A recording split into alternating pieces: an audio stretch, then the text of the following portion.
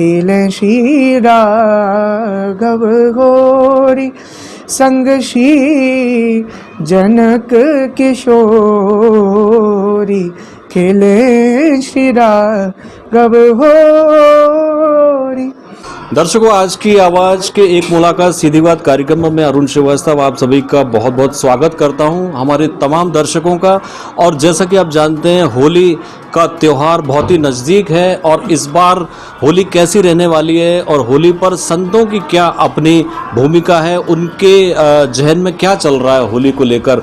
और हमारे भारतीय संस्कृति के जितने भी पर्व हैं उसमें ख़ास तौर से होली का बहुत बड़ा महत्व होता है। इसी पर चर्चा करने के लिए आज हमसे जुड़ गए हम आए हैं आज गुना के जाने पहचाने बल्कि पूरे भारत में बाल संत कहलाने वाले और बहुत कम उम्र से अपनी प्रतिभा का प्रदर्शन कर पूरे देश भर में कथा प्रसंग के माध्यम से धर्म की ध्वजा लहराने वाले ऐसे बाल संत, अनोखे संत श्री शाश्वत जी महाराज जी के हम आज जन्मदिन पर उनके निवास पर आए हुए हैं। महाराज जी, आपको सबसे पहले आज की आवाज़ टीम की तरफ से जन्मदिन की बहुत बहुत हार्दिक शुभकामनाएं एवं बधाई।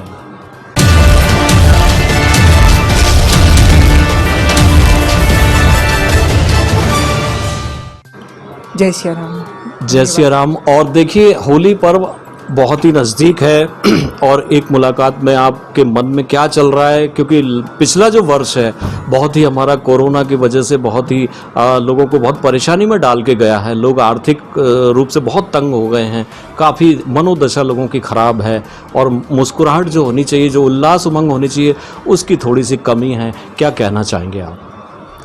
श्री सत्य सनातन धर्म की जय हो।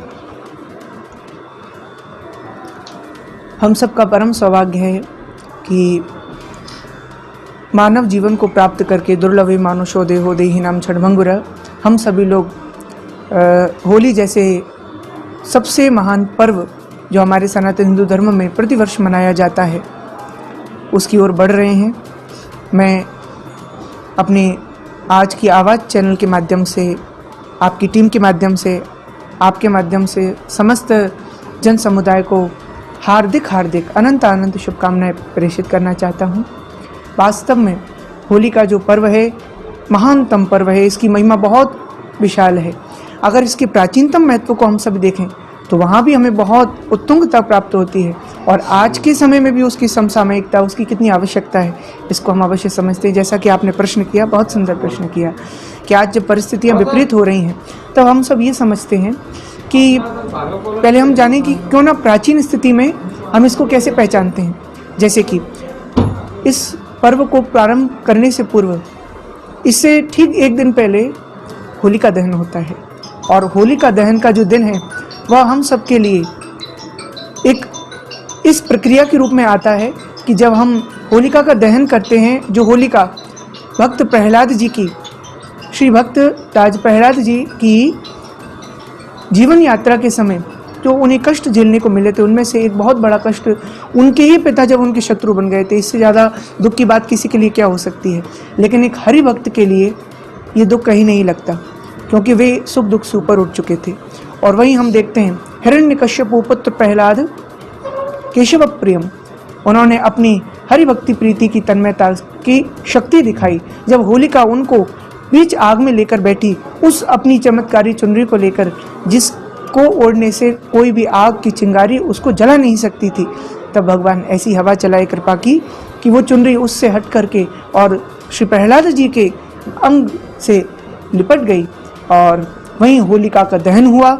उसी को हम बुराई पर अच्छाई की जीत के रूप में मनाते हैं। उसी को हम सभी लोग एक आसुरी शक्ति पर देवी शक्ति, भगवत शक्ति की विजय के रूप में मनाते हैं। और होलिका दहन में हम, आप जानते हैं, जब वो राख होती है, जब वो अग्नि जल रही होती है, तो हम अपने अन्न को पवित्र करते हैं। ये हमारे सनातन हिंदू धर्म से जुड़े हुए जो पर्व हैं, ये हमारे जीवन में पवित्रता लाते हैं। ये हमें अपने शास्त्रों का, अपने जीवन में आपसी प्रेम का, सामंजस्य का महत्व सिखाते हैं। और यही हम सभी जब अगले दिन होली का दहन के पश्चात होली का पर्व मनाते हैं, जिसे हम होली धुड़ेली भी कहते हैं, जहाँ श्री प्रहलाद जी के मित्रों ने, समस्त प्रजावासियों ने होलिका दहन के साथ प्रहलाद जी के पक्ष में विजयश्री सामने आने पर उत्सव मनाया, एक दूसरे को रंग लगाया, गुलाल लगाया। तो बस उसी क्रम में हम सभी लोग, ये तो भक्त कथा हमने सुनी, लेकिन इससे पूर्व में जो प्रेम के अवतार हैं भगवान श्री कृष्ण, उन्होंने ब्रज में जहाँ से होली का प्रारंभ किया और संपूर्ण विश्व को एक परिवार, जो हम वसुदेव कुटुंबकम कहते हैं, उससे जोड़कर और एक दूसरे के रंग में रंग जाने के लिए। कौन सा रंग है ये? रंग है, अगर आप दृष्टि से देखें, परसेप्शन से देखें, तो आप पाएंगे ये है प्रेम का रंग, सामंजस्य का रंग, आपसी ऊंच नीच भेदभाव और जितने भी ऊंच नीच जात पात और तमाम राजनीति की बातें जो चलती हैं, इन सब छोटी छोटी चीज़ों से ऊपर उठ करके आज सबको अपना बना लेने का त्यौहार है ये। तो हम सभी लोग ऐसे दिन में प्रार्थना करते हैं, होलिका माता को प्रणाम करते हैं। अहकूटा भयतस्ते दातम होली बाली से अतस्त्वाम पूजिष्यामि भूति भूति प्रदायिनी। उनसे प्रार्थना करते हैं जगत का कल्याण हो और हम सभी लोग इस पावन पर्व से आपस में प्रेम का, सामंजस्य का और एकता का व्यवहार अपने जीवन में अपनावें और पूरे विश्व को एक बहुत ही उत्तुंग संदेश प्रदान करें, जिससे जुड़ करके, जिस छत्र छाया में जुड़ करके हर व्यक्ति अपने गमों को भुलाकर और सुख के सागर की ओर पहुंचे।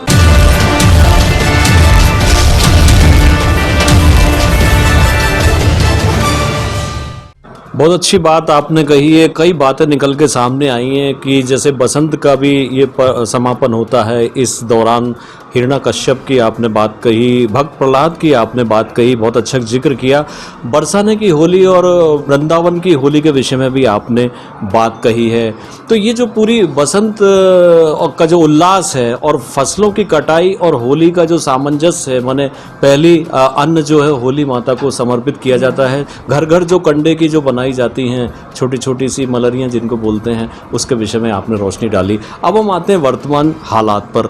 वर्तमान हालात, वर्तमान दौर, इंसान इतना परेशानी से गुजर रहा है कि वो टूट जाता है कहीं ना कहीं। जबकि भगवान कृष्ण के जीवन में बहुत विपदाएं आई, उन्होंने बहुत, बचपन ही उनका बड़ा कष्ट में रहा। तो ऐसे दौर में जब भगवान कृष्ण ने, उनका जीवन पूरा युद्धों से भरा हुआ रहा और बीच में प्रेम की बंसुरी भी उनकी बजती रही, तो इन दोनों को जोड़कर वर्तमान मनुष्य को जो परेशान है, जो तनावग्रस्त हैं, कुंठाग्रस्त हैं, उन्हें क्या संदेश आपका रहेगा महाराज जी? बहुत सुंदर प्रश्न है। और होली का पर्व भी हम सब लोगों को एक नई शुरुआत करने की प्रेरणा देता है। जैसे कि अभी हम सब विचार किए, बसंत का पर्व आ रहा है। ये पर्व हम 12 ही महीनों में सबसे सुंदर पर्व के रूप में देखते हैं। इसकी उपमा दी जाती है विविध काव्यों में, इसकी उपमा दी जाती है। हम जब नई शुरुआत करते हैं, किसानों के यहाँ नई फसल आती है। आप जानते हैं अभी होली के साथ साथ ही हमारा गुड़ी पड़वा का त्यौहार भी आ रहा है, जब नवरात्रियाँ आ जाएंगी। और नवरात्रियाँ जब आती हैं तो हम सब अपना नववर्ष मनाते हैं। सनातन नववर्ष जो होता है, उसमें आप देखें माताएं मैया गौरी की सुबह सुबह पूजन करती नजर आती हैं। किसानों के यहाँ नई फसल आने लग जाती है।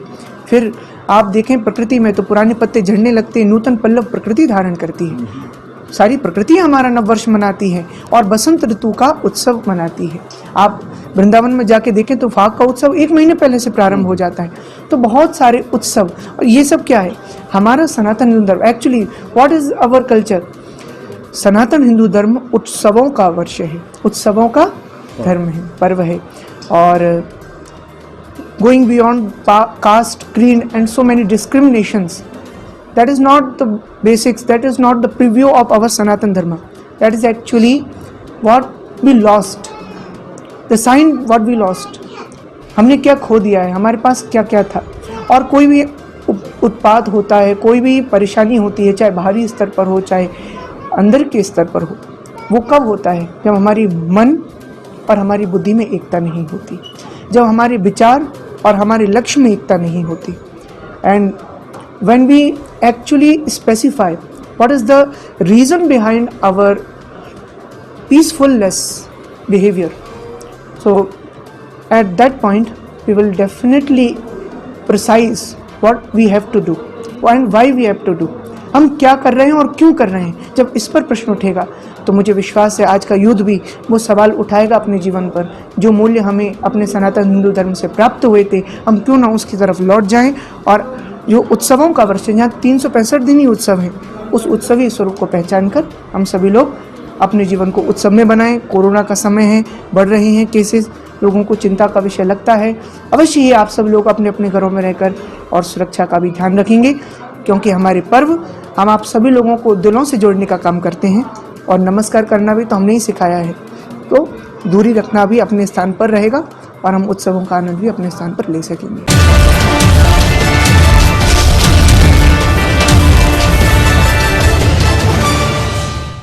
अंत में चलते चलते आपसे एक संदेश हमारे आज के आवाज़ के दर्शकों के लिए कि वो होली को सद्भाव प्रेम से जोड़कर और सच्चिदानंद परब्रह्म की छत्र छाया में कैसे मनाएं। जैसे बालक प्रहलाद ने अग्नि में से भी वो निकल के आ गए थे, तो ठाकुर जी की कृपा या परब्रह्म से कैसे अपने आप को जोड़ें, ये संदेश मतलब आप होली के माध्यम से दीजिए।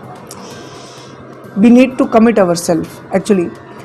जब हम प्रश्न करेंगे अपने आप से तो हम पाएंगे कि हम जिस परम तत्व की तलाश में वो हमारे पास है और हमको बस अपने आप को उसके रंग में ढालना कैसे, बस उसको समर्पण करें अपने मन से। और परमात्मा का कोई भी स्वरूप आपको प्रिय हो, होली का पर्व सबके साथ, जैसे आप देखें खेले श्री राघव होरी, पद हमारे बहुत सुंदर सुंदर गाए जाते हैं। खेले श्री राघव होरी संग श्री जनक किशोरी, खेले श्री राघव होरी कनक भवन आंगन में रंग अरु, प्रभु जी की पीत पचोरी, भाग को भाग जगोरी, खेले श्री राघव होरी। राम जी के विषय में इस प्रकार के हम पद सुनते हैं। और ब्रज होली के तो पदों की क्या कहना ही, क्या अनगिनत। आप देखें वहाँ पे पदों की इतनी शोभा, इतनी सुंदरता है।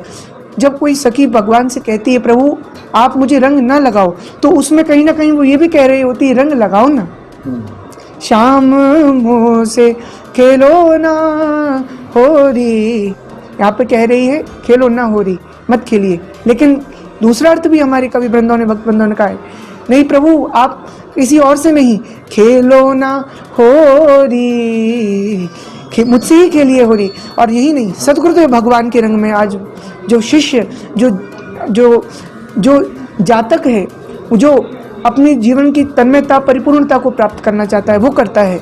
सदगुरुदेव खिलारी होरी के, आत्मज्ञान बना पिचकारी, आत्मज्ञान का रंग बना के बानी की पिचकारी, चला नहीं मोरी मन चुनरी पे सराभोर भई सारी, जयति जय लीला बिहारी, श्री सद्गुरुदेव खिलारी होरी के। बहुत सारे रंग हमको देखने को मिल रहे हैं। अब ये आपकी चॉइस है, आप किस रंग में पहले रंगना चाहते हैं और उसके हो जाना चाहते हैं। तो ये हम सबके लिए बहुत ही अनुपम सौभाग्य है, उसका आप अनुभव कर अपने जीवन को रंगों से, खुशियों से भरें। आप सबको सादर जय श्री राम।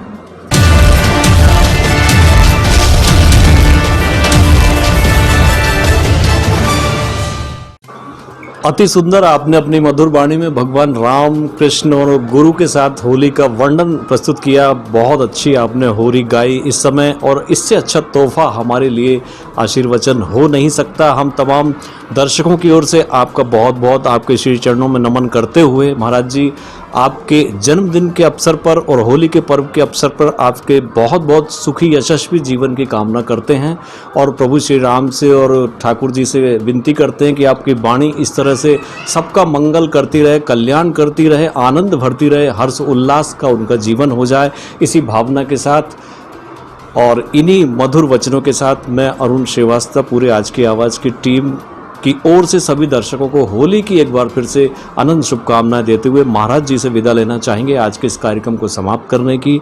महाराज जी आपको बहुत बहुत धन्यवाद, बहुत बहुत शुक्रिया, नमस्कार। जय श्री राम।